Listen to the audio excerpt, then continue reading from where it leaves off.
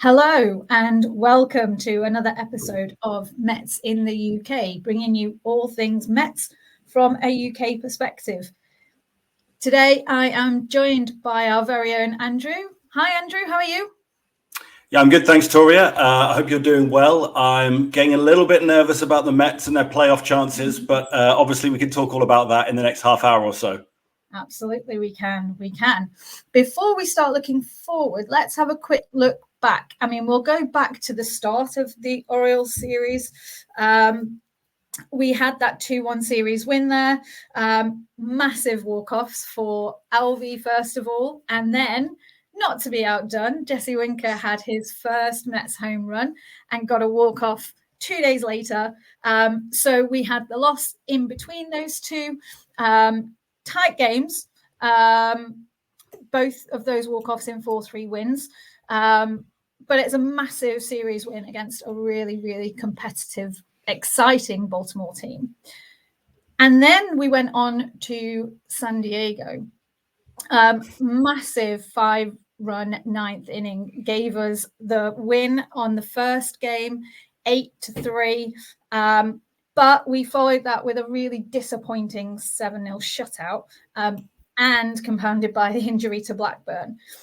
We did then bounce back with 7 runs of our own in game 3. Couldn't quite manage the shutout, but got the 7-1 win. And took David Peterson to 8-1 for the year, which is just crazy. We couldn't quite take the series win. We had a relatively comfortable 2-0 lead, but gave it up on a walk-off to Jackson Merrill, which he seems to have been making quite a habit of. So he's having a great rookie year. Diaz blew that, unfortunately. But we ended that series on as even and gave us a 4-3 record over those 7 games. I don't know about you, Andrew, but I'd have taken that. Yeah, you've got to be happy with that. I think it's always a bit disappointing when it ends in a loss like that, particularly in the way that it did. You know, I don't sort of stay up too late to watch the games, but I was watching that one on Sunday. It finished at about midnight. I forget the exact time. And yeah, to lose it on a walk-off, I think as well, because it was Buto who gave up the 2-1 homer before that, and then Diaz. And you're like, well, these are the guys in the bullpen who have been the better, more reliable guys. And obviously they can't do it every single time. It would be unfair to expect them. But you're like, I was kind of counting on you guys to get us through these sorts of games. And unfortunately, they didn't.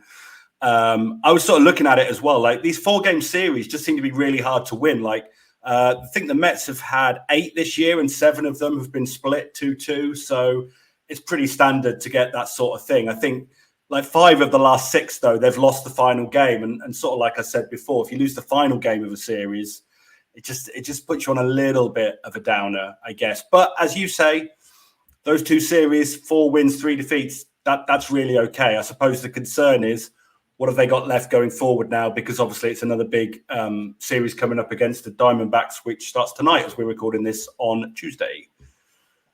That's right. I mean, I think it is always really, really disheartening when you finish a series on a loss.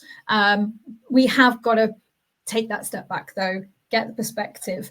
I think most people, if they'd have been offered a split of that series particularly, I mean, and honestly, like, getting the series win against the Orioles was massive. I don't think we can underestimate how big, because let's be honest, not many people would have expected us to win that series.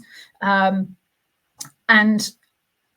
you know, the Padres are no easy team to beat. So getting the split there, and you're right, I didn't realize it was quite that close in 4-game series. I don't know about you.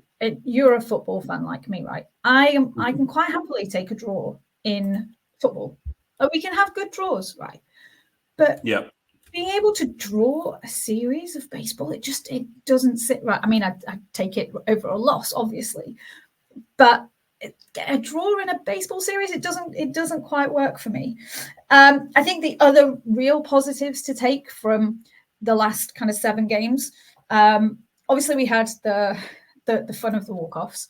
I mean, that they're always a moment, right? Alvey's bat flip was amazing. Winker I mean, did you see his post-game interview? It was just magic. I was absolutely loving it. And you could tell how much it meant to him. It was like absolutely incredible.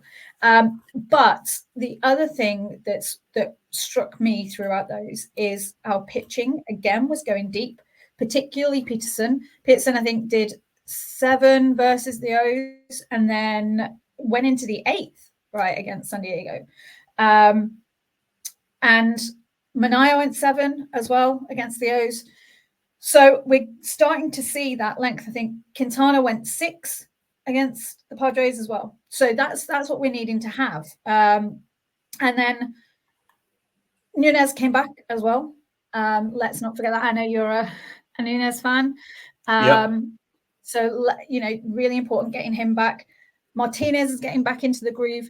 Even during that loss the other day, we had a web gem of a defensive play from Iglesias off profile.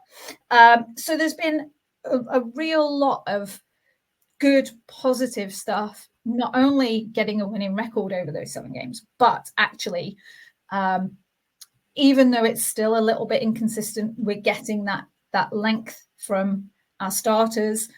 Our relief pitchers have been having a bit of a break. I mean, I think when we had Peterson go into the 8th, Nunez finished that game, right? So we didn't touch anything. So I think we've looked good. I'm a little bit concerned about Blackburn's injury. He's now on the 15-day. But that aside, I'm quite satisfied with the last week. Also over the last week, in the news, there's been talk ramping up of Ohtani versus Lindor for MVP.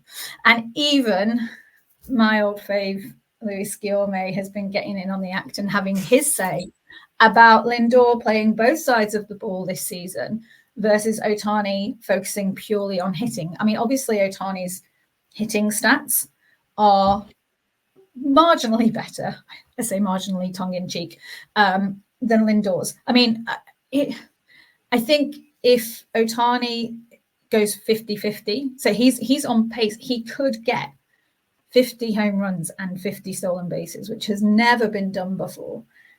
I think that one's going to be tough to deny. But there's a lot to be said for what our very own Francisco Lindor is doing, and on both sides of the ball. What are your thoughts? Yeah, definitely. I'm sort of with Guillorme on that. I think it doesn't seem right for me for the MVP to be a designated hitter just because of, I was going to say how little they contribute. He's obviously contributing a lot. Of course he is. But it's that thing of only having to do that as your job compared to playing the 9 innings in the field as well, and all the plays that Lindor comes up with as well. Granted, Ohtani is probably going to do something that's never been done before. But, Lindor's first shortstop to have 3 seasons of 25-25, in relative terms, he's doing something equally sort of rare. And he's doing it when playing more or less every minute of every game. And that's an incredible, demanding thing to do. So obviously we're a bit biased. That's to be expected. No.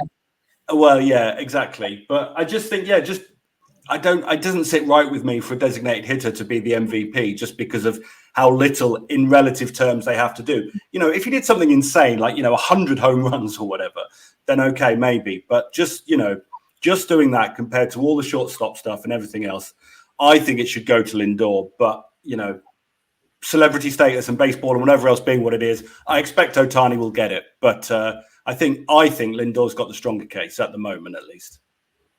Yeah, I mean, I'm inclined to agree, and not even with bias. I mean, you've got to look at who Ohtani is batting around as well, right?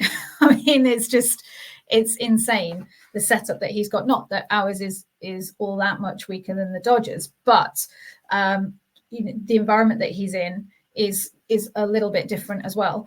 And it's everything else with Lindor. He is, he's a leader. He inspires. Not that Ohtani doesn't, but you don't see that same energy and impact perhaps on a personal level across a team, across an organization. I think what Lindor does for the organization, it's not something that you can quantify. which is a problem when it comes to these kind of things. I think for me, I'm just really happy that it's actually a genuine conversation that's been coming up a few times this week. So that is, it's the right conversation. I think a lot will ride on our September. I think that's going to play a massive part. So let's hope that for Lindor's sake and for ours, that he has a great September and that conversation can keep being fueled.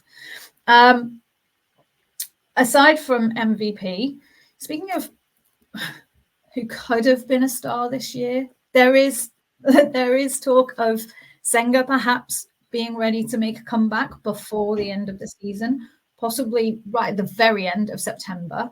But as I'm not yet giving hope of postseason, even just the thought of getting him back for one game at the end of September is really encouraging. I think that it will give us just a little bit of a boost mentally as well to know that we've got, and I think people forget he's started one game this year and went out of that. So, we've done so well this year on a year that we were told to not expect anything.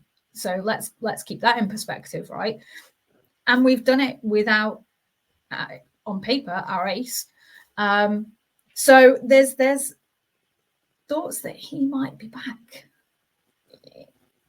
Well, that would be great, obviously. I mean, when you look at the schedule as well, like the penultimate series is against Atlanta, and if he could be back for that, I mean, imagine who knows where we'll be in the wildcard standings and where they'll be at that point. But I mean, it could very easily come down to that series, something of a repeat of the one that happened a couple of years ago, hopefully with a better outcome for us this time, of course. But, we remember what happened a couple of years ago. I think we had our, did Scherzer pitch in that and something, and it didn't go well and stuff like that. But it would obviously give a boost to the team if they could get Senga back for what is at this point looks like it could be an enormously important series.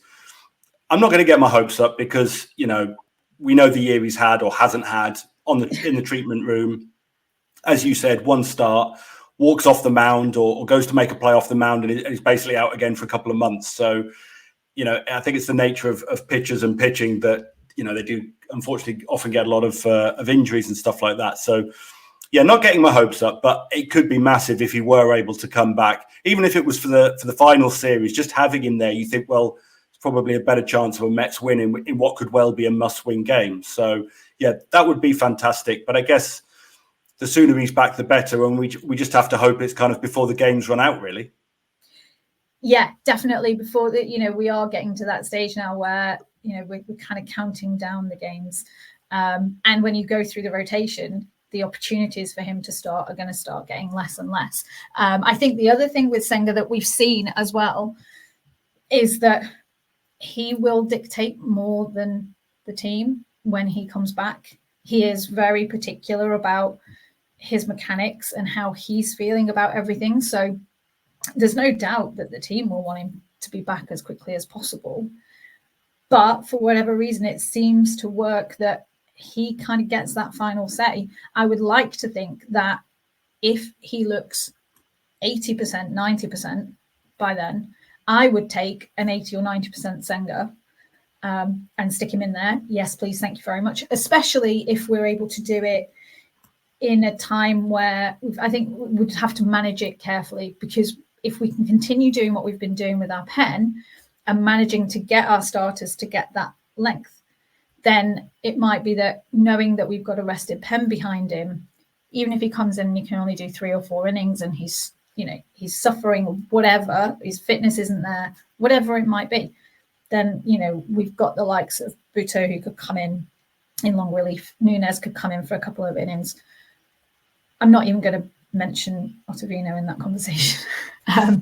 But we have guys there that can come in and cover if needs be. So at that stage of the season, you think that they can take that risk. And like you said, it could be a really pivotal series. So it could be that that's a final roll of the dice.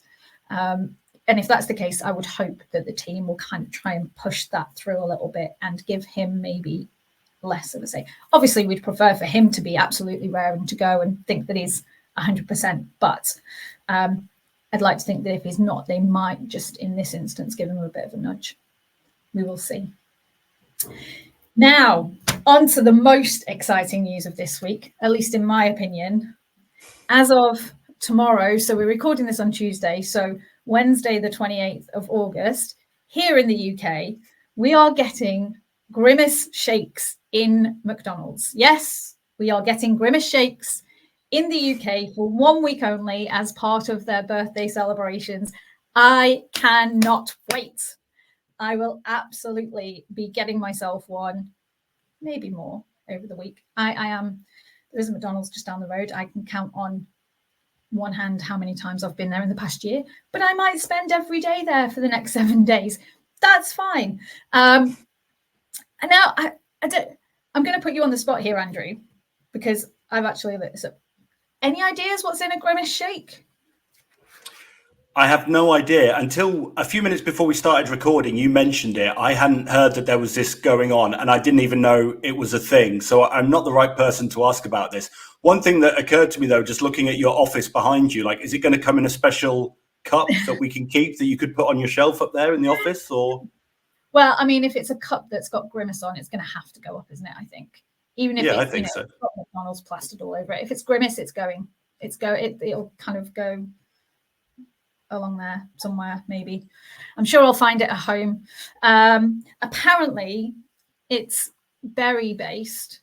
The thought is obviously blueberry, but there's depending on where you look, there's suggestions that it's multiple berries, which is always good. I'm taking that as part of my 5 a day. I'm all good.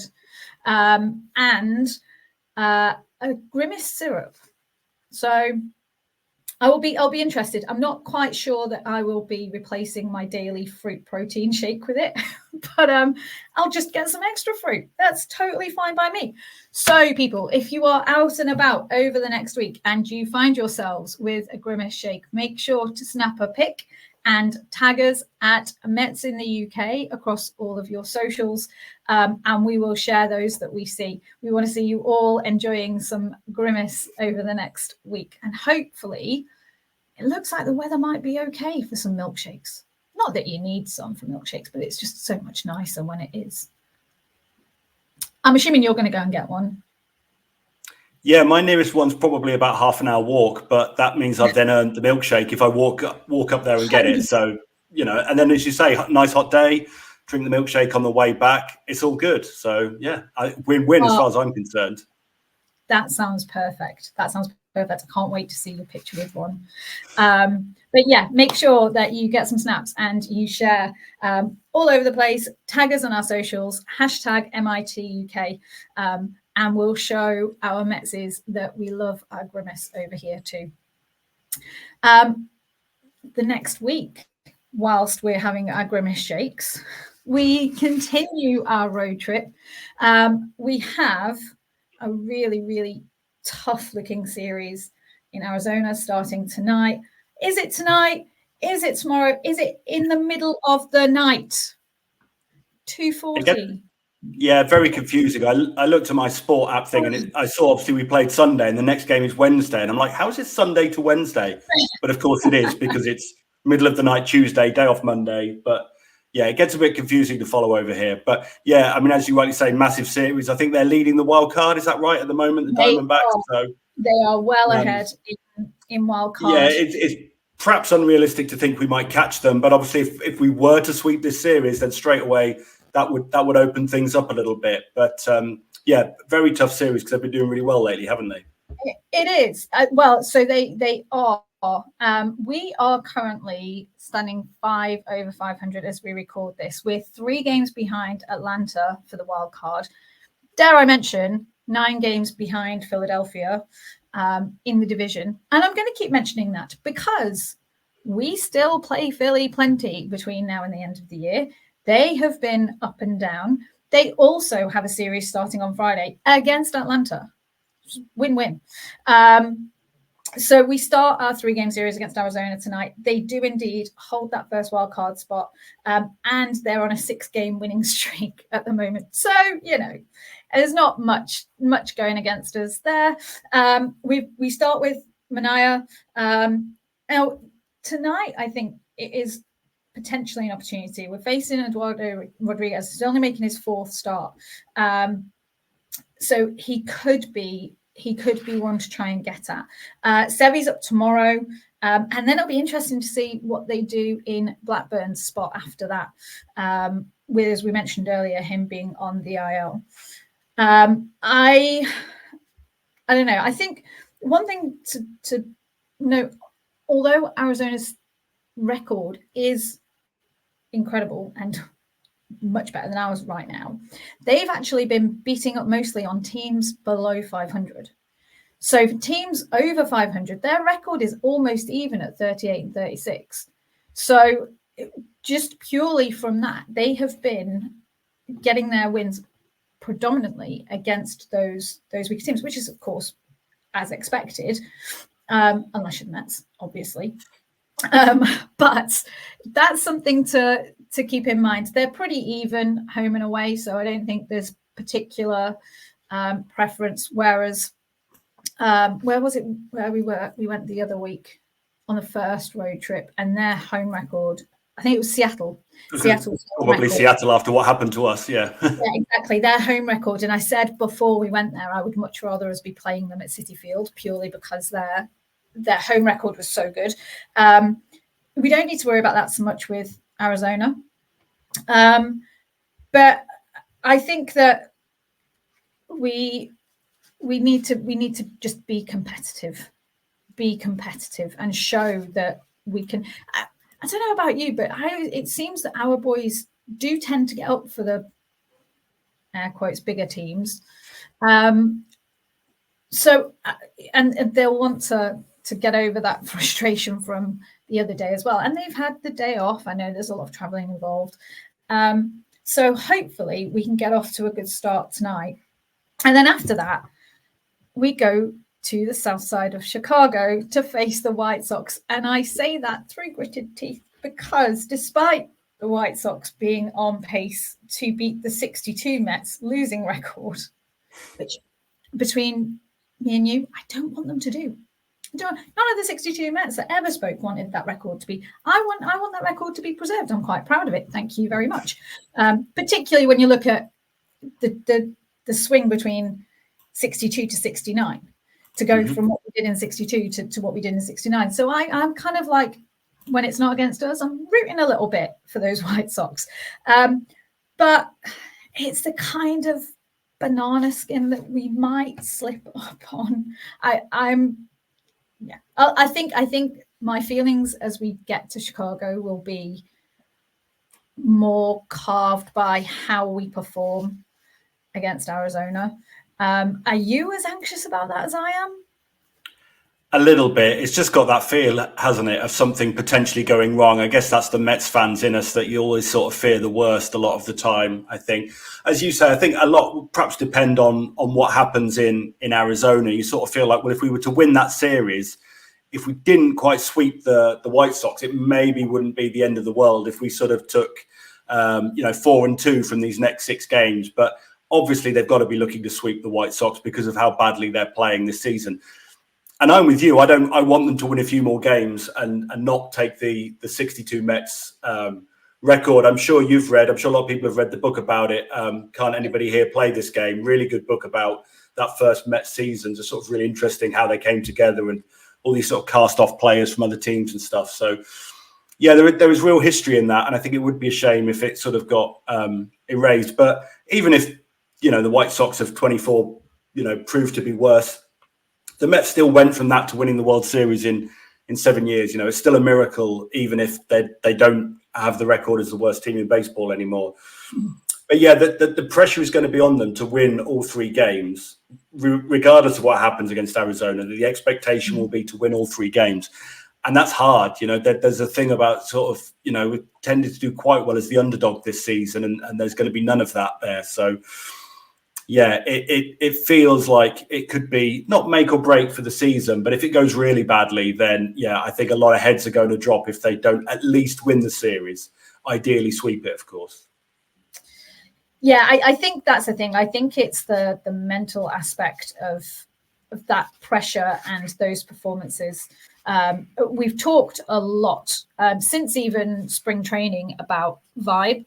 And for the most part, we've had a really good vibe for the whole year, aside from that dreadful, dreadful month. But that we want to make sure that is still driving through, and especially through September. I can't believe that we're almost in September. It's just absolutely crazy. But I think that the guys know, right? It's what we do in September that's going to shape the season.